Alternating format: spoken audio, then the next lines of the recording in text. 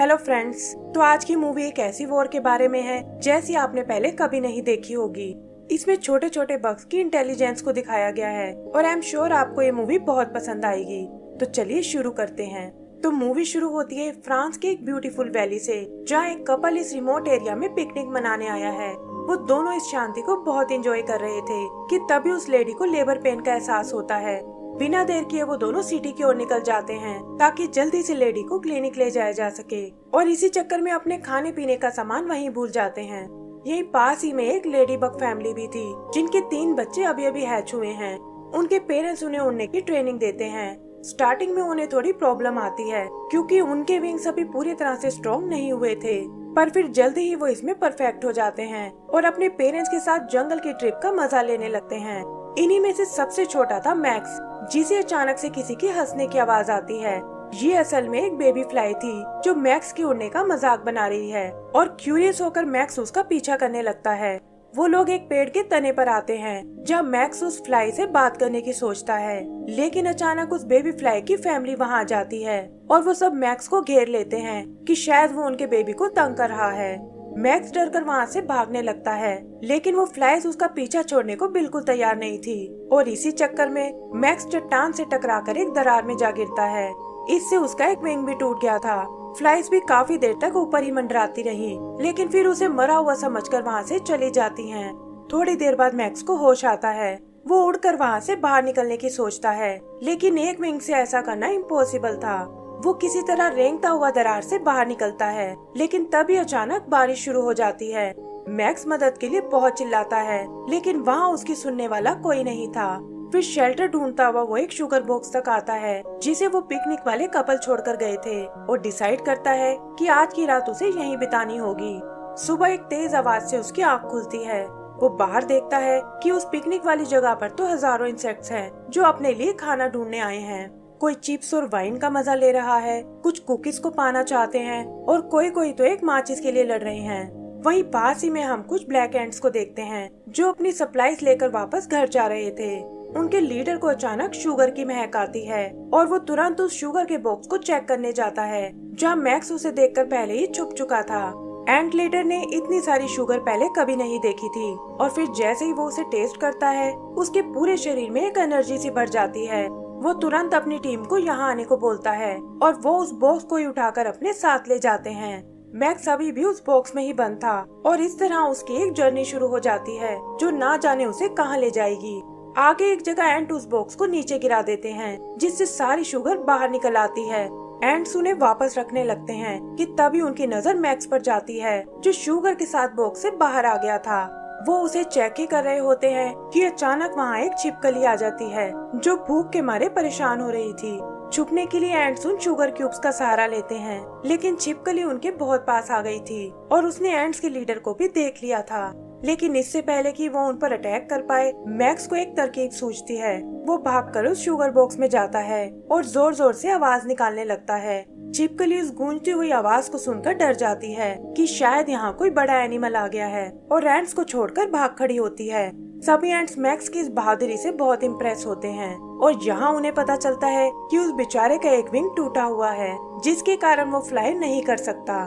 Leader उसे अपने साथ अपनी कॉलोनी में चलने को बोलता है, और इस तरह उनकी जर्नी एक बार फिर शुरू हो जाती है। रास्ते में लीडर अपने लोगों को एक सिग्नल भेजता है ताकि इन्फॉर्म कर सके कि वो लोग खाना लेकर पहुंचने वाले हैं। लेकिन थोड़ा आगे जाते ही कुछ रेड एंट्स उन्हें देख लेते हैं जो खुद भी यहाँ खाना ढूंढने आए थे, और उन्हें भी शुगर की महक मिल चुकी थी। वो सामने से आकर ब्लैक एंट्स का रास्ता रोक लेते हैं। वो चाहते हैं कि ब्लैक एंट्स ये बॉक्स उनके हवाले कर दें। तब ब्लैक लीडर अपने एंड से रुकने को बोलता है और बॉक्स से क्यूब निकाल कर लाता है। फिर वो रेड एंट्स को उसे देकर कहता है कि इसे हमारी तरफ से एक तोहफा समझकर रख लो, और ये कहकर वो तेजी से बॉक्स लेकर वहाँ से निकल जाते हैं। रेड एंट्स को बहुत गुस्सा आता है कि एक क्यूब देकर वो हमारी इंसल्ट कर रहे हैं, और वो सब ब्लैक एंट्स का पीछा करने लगते हैं। ब्लैक एंट्स को भी इसका पता चल गया था। वो बॉक्स में बैठकर उसे एक हिल से नीचे धकेल देते हैं ताकि जल्दी से जल्दी एनिमी से अपना पीछा छुड़ा सके। रेड एंट्स को भी वहाँ एक सोडा कैन दिखाई देता है और वो उसे रोल करते हुए उनके पीछे जाने लगते हैं। जल्दी ही दोनों एंट्स एक रिवर में आ गिरते हैं, लेकिन कोई भी हार मानने को बिल्कुल तैयार नहीं था। तभी एक झटका लगने के कारण मैक्स फिसलकर नीचे रिवर में जा गिरता है और हम देखते हैं कि वहाँ एक फिश उसके पीछे लग गई है। ब्लैक एंड्स को अपने नए दोस्त की बहुत चिंता होती है क्योंकि उन्हें पता था कि वो ज्यादा देर तक फिश से नहीं बच पाएगा और उन्हें किसी भी तरह उसकी मदद करनी होगी। फिर वो एक दूसरे को पकड़कर एक चेन बनाते हैं और थोड़ी मुश्किल के बाद फाइनली मैक्स को पानी से बाहर निकाल लेते हैं। तभी उन्हें सामने एक वाटरफॉल नजर आता है और बचने के लिए सारे एंड्स उस बॉक्स में चले जाते हैं। शुगर बॉक्स उस वाटरफॉल से नीचे गिर जाता है जिसके पीछे फिश और वो रेड एंड्स भी हैं। वहाँ बॉक्स तो बहता हुआ आगे निकल जाता है लेकिन फिश नीचे मिट्टी में फंस जाती है और रेड एंड्स भी किसी तरह उस कैन से बाहर निकल आते हैं। उधर ब्लैक एंड्स का शुगर बॉक्स अब टूट चुका था लेकिन वो लोग बची हुई शुगर को बाहर निकाल लेते हैं और अब आगे का रास्ता उन्हें पैदल ही तय करना था। वो एंड्स अपनी जर्नी को कंटिन्यू करते हैं कि तभी मैक्स को एक जानी पहचानी आवाज आती है। वो देखता है कि सामने उसके जैसे ही दूसरे लेडी बग्स हैं जो आपस में मस्ती कर रहे हैं। वो उड़कर उनके पास जाना चाहता था लेकिन एक विंग होने के कारण ऐसा नहीं कर पाता और उदास होकर दोबारा उन एंड्स को ज्वाइन कर लेता है। यहीं हम उन रेड एंड्स को देखते हैं जो अभी भी उनका पीछा कर रहे थे और एक रोड क्रॉस करते हुए उन तक पहुंच जाते हैं। तभी वो सब एक कार को आते हुए देखते हैं लेकिन ब्लैक लीडर फिर भी अपनी टीम को आगे बढ़ने को बोलता है। रेड लीडर भी उनके पीछे जाना चाहता था लेकिन उसकी टीम कार को देखकर डर गई थी इसीलिए वहाँ से भाग खड़ी होती है। यही ब्लैक एंड्स किसी तरह उस कार से बच निकलते हैं और जल्दी ही कॉलोनी तक पहुँच जाते हैं। लीडर मैक्स को अंदर चलने को बोलता है जहाँ सभी एंड्स अपने काम में बिजी थे। हर वर्कर अपने खाने को क्वीन को टेस्ट कराता है जिसे वो एक्सेप्ट या रिजेक्ट कर देती थी लेकिन जब लीडर उसे शुगर टेस्ट कराता है तो इससे क्वीन के साथ साथ बाकी एंड्स भी बहुत इम्प्रेस होते हैं। इसी दौरान उस रेड लीडर ने उस कॉलोनी को ढूंढ निकाला था और वो ये बात जाकर अपनी क्वीन को बताता है कि ब्लैक एंड्स को शुगर का खजाना मिल गया है। क्वीन अपनी आर्मी को तैयारी करने को बोलती है और वो हजारों की संख्या में अपने वेपन्स लेकर ब्लैक कॉलोनी की ओर निकल पड़ते हैं। आगे का सीन रात का है जहाँ मैक्स और बाकी एंड्स आराम कर रहे हैं। मैक्स यहाँ एक सपना देखता है कि वो वैली में अपनी फैमिली के साथ है और वो लोग वहाँ खूब एंजॉय कर रहे हैं। तभी उसकी आंख खुल जाती है। वो एंट हिल पर जाकर उड़ने की कोशिश करता है लेकिन देखता है कि उसका नया विंग अभी बहुत छोटा है और उसके बड़ा होने पर ही वो अच्छे से उड़ पाएगा। सुबह एक आवाज सुनकर एंट्स जाग जाते हैं और देखते हैं कि रेड एंट्स ने उन्हें घेर लिया है जिनके पास पत्थर, गुलेल और यहाँ तक कि बग स्प्रे भी है।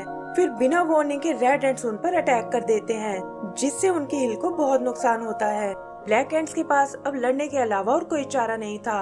वो रेड एंड्स पर कॉटन स्वैप, टैबलेट्स और नमक से अटैक करते हैं ताकि उनके आगे बढ़ने की स्पीड को स्लो किया जा सके लेकिन रेड एंड के अटैक और खतरनाक होते जा रहे थे। तब ब्लैक क्वीन लीडर और मैक्स को अपने साइंटिस्ट के पास भेजती है जो उन्हें एक माचिस और कुछ फायर क्रैकर्स देता है। एंड उन क्रैकर्स को अपनी हिल पर लगा देते हैं। उधर रेड एंड्स भी पीछे हटने को बिल्कुल तैयार नहीं थे और एंट हिल में घुसने की कोशिश करने लगते हैं। तब लीडर आगे आकर उस माचिस को खोलता है लेकिन वो देखते हैं कि इसमें तो बस एक ही स्टिक है पर अब वो पीछे नहीं हट सकते थे। लीडर माचिस पर दी इंस्ट्रक्शंस को पढ़ता है और फिर वो एक क्रैकर में आग लगा देते हैं।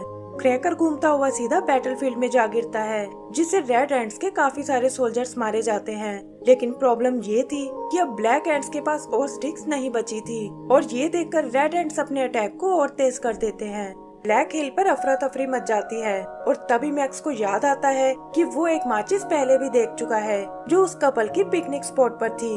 वो तुरंत इस बारे में एंड्स को बताता है और कहता है कि मैं उड़कर उस माचिस को यहाँ ला सकता हूँ लेकिन मुझे उड़ने में थोड़ी मदद की जरूरत होगी।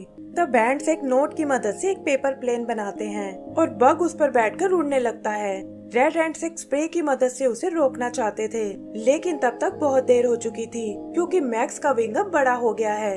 वो उड़ते हुए वहाँ से दूर निकल आता है और ब्लैक एंड्स उसके जल्दी से वापस आने की विश करने लगते हैं। मैक्स भी जल्दी उस जगह तक पहुँच जाता है जहाँ वो माचिस अभी भी रखी हुई है। वो उसे उठाने की कोशिश करने लगता है कि तभी अचानक वहाँ एक स्पाइडर आ जाता है और आराम से उस माचिस को उठाकर अपने साथ ले जाता है। मैक्स उसका पीछा करता है और शाम होते होते वो उसके ठिकाने पर आते हैं जो असल में एक टॉय हाउस है। पता चलता है कि स्पाइडर माचिस से अपने वेब को स्ट्रॉन्ग बनाना चाहता था लेकिन मैक्स उसे रोकने के लिए कुछ नहीं कर पाता क्योंकि एक टोड ने उसे पकड़ लिया था। मैक्स बचने के लिए अपनी पूरी ताकत लगाता है और इसी दौरान वो टॉय हाउस पर लटकर उस टोड पर जा गिरता है जिससे उसकी मौत हो जाती है। यहाँ मैक्स एक बार फिर अपनी फैमिली का सपना देखता है, लेकिन जल्दी ही उसकी आँख खुल जाती है। स्पाइडर टोड के मरने से बहुत खुश था। वो मैक्स को कुछ खाने को देता है और आखिर में मैक्स उस माचिस को लेकर वहाँ से निकल जाता है। वापसी में एक बार फिर उसे उन फ्लाइज की हंसने की आवाज आती है और वो देखता है कि वो फ्लाइज वहाँ एक लेडी बग को तंग कर रही हैं। माचिस वहीं छोड़कर वो उसकी मदद करने जाता है और उनका ध्यान खींचकर उन्हें अपने पीछे एक रोड पर ले आता है। तभी वहाँ से एक कार निकलती है। मैक्स पूरे जोश के साथ उस कार की ओर बढ़ता है और एंड टाइम पर रास्ता बदलकर एक्सीडेंट से बच जाता है, लेकिन वो फ्लाइज ऐसा नहीं कर पाती और कार से टकराकर वहीं रोड पर गिर जाती हैं। मैक्स वापस उस लेडी बग के पास आता है जो असल में एक फीमेल लेडी बग थी और प्रॉमिस करता है कि वो उसे मिलने वापस जरूर आएगा। फिर वो माचिस लेकर वापस एंट हिल पर आता है जहाँ लीडर और बाकी एंट्स उसे देखकर बहुत खुश होते हैं। अब उन क्रैकर्स को चलाने में उन्हें कोई प्रॉब्लम नहीं थी, जो जल्दी ही बैटलफील्ड पर तबाही मचा देते हैं और रेड एंट्स के सोल्जर्स में भगदड़ मच जाती है। वो लड़ाई छोड़कर भागने लगते हैं और ब्लैक एंट्स ये वॉर जीत जाते हैं। लेकिन मुसीबत अभी खत्म नहीं हुई थी, क्योंकि फायर क्रैकर्स ने एंट हिल के आसपास आग लगा दी थी और इससे ब्लैक एंट्स का बचना मुश्किल लग रहा था। वो सब अंदर क्वीन के पास इकट्ठा हो जाते हैं। तभी उन्हें एक अजीब सी आवाज आती है और पता चलता है कि एक फायर प्लेन वहाँ उस आग को बुझाने आया है। उस फॉर्म से एंट हिल नष्ट हो जाती है और मैक्स और सारे एंट्स वहाँ से बाहर निकल आते हैं। आगे का सीन कुछ टाइम बाद का है, जहाँ मैक्स जंगल में मिली उस लेडी बग के साथ है जिसकी उसने हेल्प की थी। उनके साथ उनके बेबीज भी हैं, जो ठीक वैसा है जैसा कि मैक्स ने सपने में देखा था, और फिर वो उन्हें लेकर वैली की ओर उड़ जाता है। यही हम उन ब्लैक एंट्स को देखते हैं जो अपनी एंट हिल को दोबारा बना रहे हैं। और इसी के साथ हमारी ये मूवी खत्म हो जाती है।